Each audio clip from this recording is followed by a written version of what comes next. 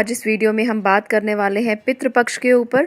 पितृपक्ष आ रहा है, आप सभी जानते हैं कि ये 15-16 दिन का जो समय रहता है, ऐसे में हम अपने पितरों के लिए कोई ना कोई ऐसे काम, ऐसे उपाय करते हैं जिससे हमारे पितृ खुश रहें और हमारे जीवन को सफल करते रहें, हमें आशीर्वाद दें और उनका आशीर्वाद हमें हमेशा प्राप्त होता रहे। ये जो समय है, ये पितरों का समय माना जाता है। माना जाता है कि इस समय पितृ धरती के आसपास होते हैं और हम जो भी उनसे मांगते हैं वो हमारी सभी बातों को सुनते हैं, हमें आशीर्वाद देते हैं।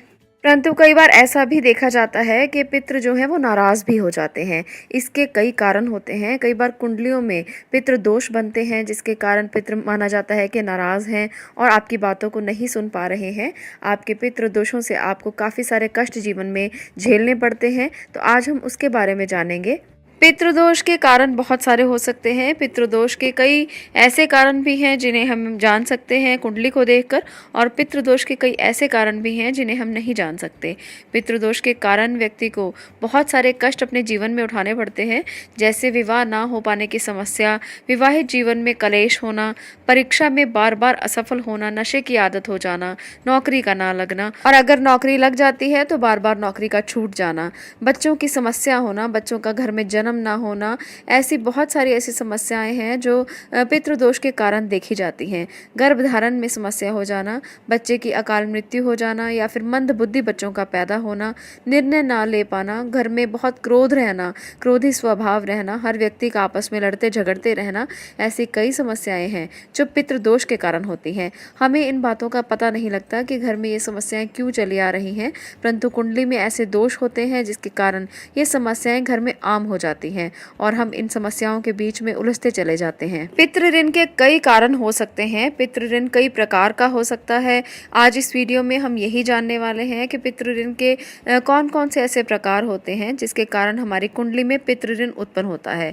तो चलिए उनके बारे में पहले जानते हैं। पितृ ऋण कई प्रकार का होता है, जैसे हमारे कर्मों का, हमारी आत्मा का, पिता का, भाई का, बहन का, माँ का, पत्नी, बेटी, बेटे का। पितृ ऋण जो है बहुत सारे प्रकार का हो सकता है। जितने हमारे रिश्ते होते हैं उतने प्रकार का पितृ ऋण माना जाता है। आत्मा के पितृ ऋण को हम स्वयं का पितृ ऋण मानते हैं। जब कोई जातक अपने ही पूर्व जन्म में धर्म विरोधी कार्य करता है तो वो इस जन्म में भी अपनी इस आदत को दोहराता है। ऐसे में उस पर यह दोष स्वतः ही निर्मित हो जाता है। धर्म विरोधी का अर्थ होता है कि आप भारत के प्राचीन धर्म हिंदू धर्म में अगर जिम्मेदारी से अपना काम नहीं करते हैं तो ऐसा दोष निर्मित होता है। पूर्व जन्म के बुरे कर्म इस जन्म में भी पीछा नहीं छोड़ते। अधिकतर ये दोष जो है वो लोगों पर लगता है। स्वऋण के कारण निर्दोष होकर भी हमें सजा मिलती है। कभी दिल का रोग हो गया, कभी सेहत कमजोर हो गई, जीवन में हमेशा संघर्ष बना रहने के कारण मानसिक तनाव से व्यक्ति ग्रसित रहता है। तो इस तरह की जब स्थितियां होती हैं तो उन्हें भी पितृ ऋण माना जाता है। इसी तरह से अगर आपके पूर्वजों का आप अपमान करते हैं तो ऐसे में भी आप पर पितृ ऋण बनता है। इस ऋण का दोष आपके बच्चों पर लगता है जो आपको कष्ट देकर इसके प्रति सतर्क करते हैं। पितृ ऋण के कारण व्यक्ति को मान प्रतिष्ठा के अभाव से पीड़ित होने के साथ साथ संतान की ओर से कष्ट, संतानाभाव, संतान का स्वास्थ्य खराब रहना और संतान का सदैव बुरी संगति में रहने से परेशानी झेलना भी होता है। पितृदोष के कारण ये दुष्परिणाम देखे गए हैं, जैसे कई असाध्य व गंभीर रोगों का हो जाना, पीढ़ियों से प्राप्त रोग को भुगतना और ऐसे रोग होना जो पीढ़ी दर पीढ़ी चलते रहें। पितृदोष का प्रभाव घर की स्त्रियों पर भी होता है। पितृ ऋण के साथ साथ मातृ ऋण भी माना जाता है। मातृ ऋण से आप अगर कर्जे में दब जाते हैं तो ऐसे में आपके घर की शांति भंग हो जाती है। मातृ ऋण के कारण व्यक्ति को किसी से ना किसी से मदद लेनी पड़ती है और समय आने पर वो मदद नहीं मिलती। जमा धन बर्बाद हो जाता है, फिजूल खर्ची आप रोक नहीं पाते, कर्ज आपका उतरता नहीं है। तो ऐसी स्थितियां मातृ ऋण का कारण होती हैं। इसी प्रकार से अगर किसी व्यक्ति का व्यापार अच्छा नहीं चल रहा, व्यापार में स्थायित्व नहीं है, ऐसे समय में अगर आपको जीवन में संघर्ष बहुत ज़्यादा करना पड़ता है, व्यापारिक स्थितियां बहुत खराब चल रही हैं, तो इन सबको बहन के ऋण का कारण माना जाता है। बहन का ऋण अगर किसी व्यक्ति के ऊपर हो तो उस व्यक्ति का बिजनेस अच्छा नहीं चलता। ऐसे व्यक्ति को 48 साल तक जीवन में संकट बना रहता है। ऐसे में संकट काल में कोई भी मित्र या रिश्तेदार साथ नहीं देता। भाई तक भी इस ऋण के कारण साथ देना छोड़ देते हैं। सब कुछ तबाह हो जाता है। 28 से 36 वर्ष की आयु के बीच में तमाम तरह की तकलीफें झेलनी पड़ती हैं। स्त्री के ऋण का क्या अर्थ होता है। अब हम स्त्री के ऋण के बारे में जानते हैं। स्त्री के ऋण का अर्थ है कि आपने किसी स्त्री को कभी भी प्रताड़ित किया हो, पिछले जन्म में अगर आपने किसी स्त्री को धोखा दिया हो, हत्या की हो, मारपीट की हो, स्त्री के विवाह के बाद उसको प्रताड़ित करके छोड़ दिया हो, तो ऐसे में भी स्त्री ऋण माने जाते हैं। इसके कारण व्यक्ति को कभी कभी स्त्री का सुख इस जन्म पे मिलता ही नहीं है।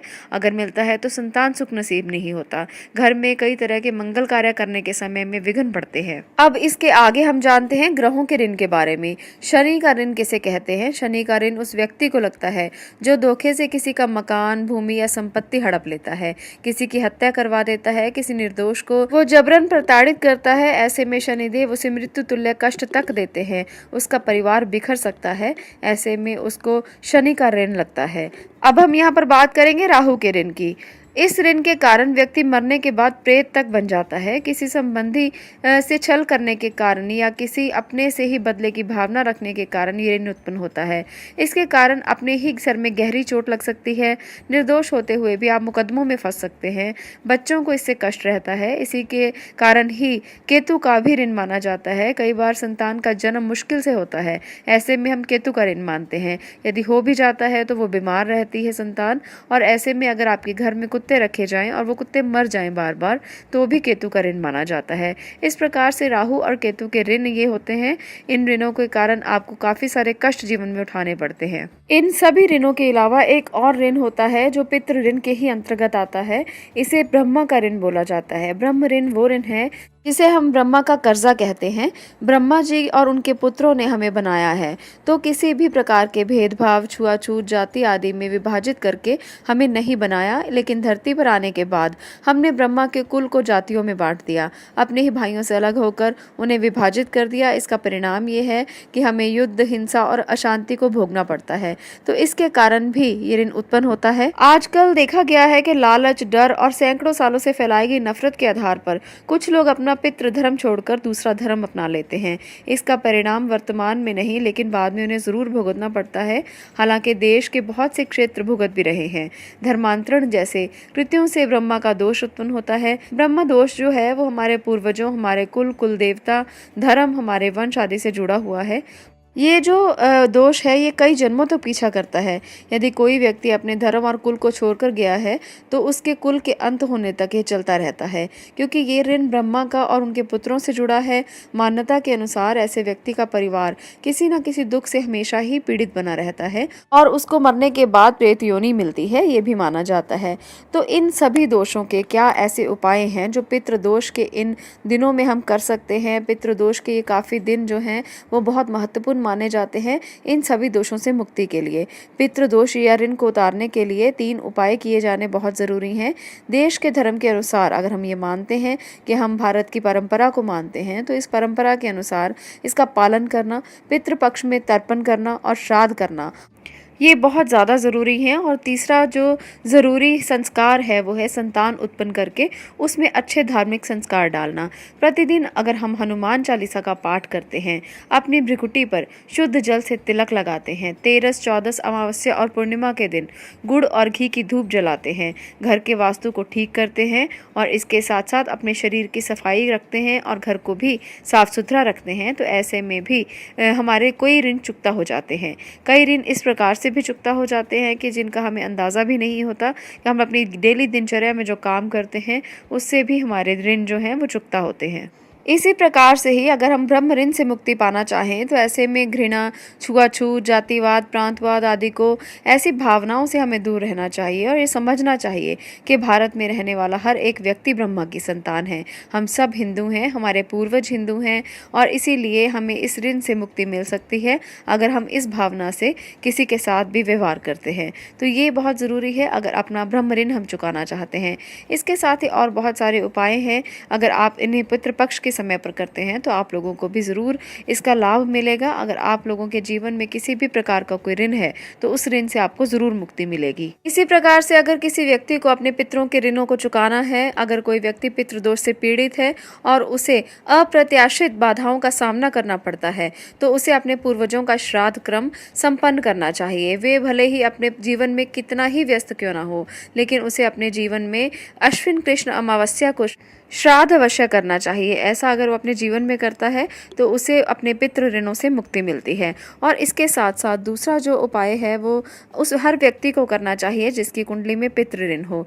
बृहस्पतिवार के दिन शाम के समय पीपल के पेड़ की जड़ में जल चढ़ाने और फिर 7 बार उसकी परिक्रमा करने से पितृदोष से राहत मिलती है और आपकी समस्याओं से आपको मुक्ति मिलती है। इसके साथ साथ सूर्य जो भी आपकी कुंडली में बहुत ही ज़्यादा स्ट्रॉन्ग प्लैनेट माना जाता है, उसे हम आत्मा का कारक भी मानते हैं और आपके पितरों का कारक ग्रह भी माना जाता है।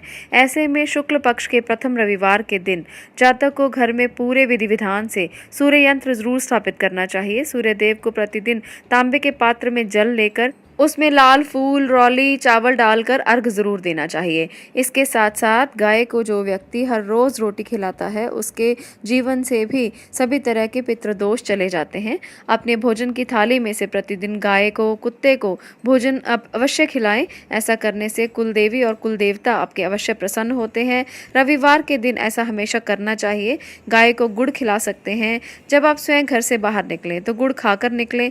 ऐसा भी अगर आप करते हैं तो आपके पितृ दोषों से आपको मुक्ति मिलती है। आप लोगों के जीवन से समस्याएं दूर जाती हैं, पितृ प्रसन्न होते हैं, आपको आशीर्वाद देते हैं। श्राद्ध पक्ष आने वाला है तो इन श्राद्ध पक्ष के दिनों में अगर आप ये सभी उपाय करते हैं जो यहाँ पर आज मैंने बताए हैं तो ज़रूर आपको आपके पितरों से जो भी प्रसन्नता मिलेगी, आशीर्वाद मिलेगा, वो आप तक ज़रूर पहुँचेगा। तो इस उपाय को ज़रूर करके देखें, आप लोगों को बहुत अच्छा महसूस होगा। जीवन से सभी तरह की समस्याएं दूर होंगी। आज के लिए इतना ही। अगर आपको ये वीडियो अच्छी लगी हो तो इसे शेयर ज़रूर करें ताकि बाकी लोग भी पितृपक्ष के बारे में जान सकें, वो भी अपने पितरों के लिए पाठ पूजा कर सकें। अगर आपको ये वीडियो अच्छी लगी हो तो इस वीडियो को लाइक ज़रूर करें और सब्सक्राइब ज़रूर करें। आप लोगों का वीडियो को देखने के लिए बहुत बहुत धन्यवाद।